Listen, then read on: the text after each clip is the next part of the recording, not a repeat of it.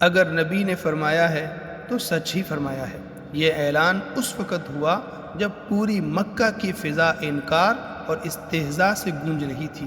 راتوں رات آسمانوں کا سفر، بیت المقدس کا مشاہدہ، قریش نے مذاق اڑایا، سوالات کی بوچھاڑ کر دی، مگر نبی کریم صلی اللہ علیہ وسلم نے وہ نشانیاں بیان کی جو صرف دیکھنے والا ہی بتا سکتا تھا، اور تب ایک پادری کی زبان سے وہ گواہی نکلی جس نے تاریخ کا رخ موڑ دیا۔ صبح ہوئی تو نبی کریم صلی اللہ علیہ وسلم واقعہ معراج کو لوگوں کے سامنے بیان فرمایا۔ کفار نے فوراً انکار کیا۔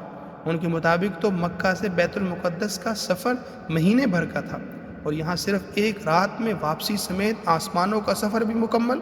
انہوں نے طنزیہ لہجے میں پوچھا، بیت المقدس کی نشانیوں کے بارے میں بتاؤ۔ اللہ تعالیٰ نے معجزانہ طور پر بیت المقدس نبی کریم صلی اللہ علیہ وسلم کے سامنے کر دیا۔ آپ صلی اللہ علیہ وسلم نے ایک ایک نشانی اور دروازے کی تفصیل بیان کی، کسی میں تردید کی ہمت نہ رہی۔ پھر آپ صلی اللہ علیہ وسلم نے قریش کے قافلے کا ذکر کیا، جس اونٹ کے بھاگنے کی خبر دی، جس برتن سے پانی پیا، سب کچھ صبح کو حرف بحرف سچ ثابت ہوا، مگر انکار کرنے والوں کے دل مزید سخت ہو گئے۔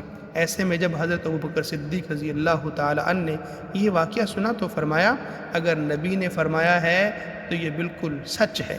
اور یہی وہ لمحہ تھا جب آپ صلی اللہ علیہ وسلم نے انہیں صدیق کا لقب عطا فرمایا۔ 7 ہجری میں نبی علیہ السلام نے کیسر روم ہرقل کو اسلام کی دعوت دی۔ حضرت دحیہ کلبی رضی اللہ تعالیٰ عنہ دعوت نامہ لے کر پہنچے۔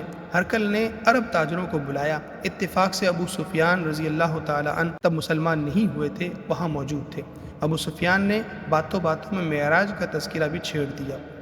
شاید وہ چاہتے تھے کہ ہرقل حضور صلی اللہ علیہ وسلم پر شک کرے، لیکن قدرت کو کچھ اور منظور تھا۔ دروازے پر موجود مسجد اقصیٰ کے پادری نے گواہی دی کہ اس رات مسجد کے دروازے بند نہ ہو سکے۔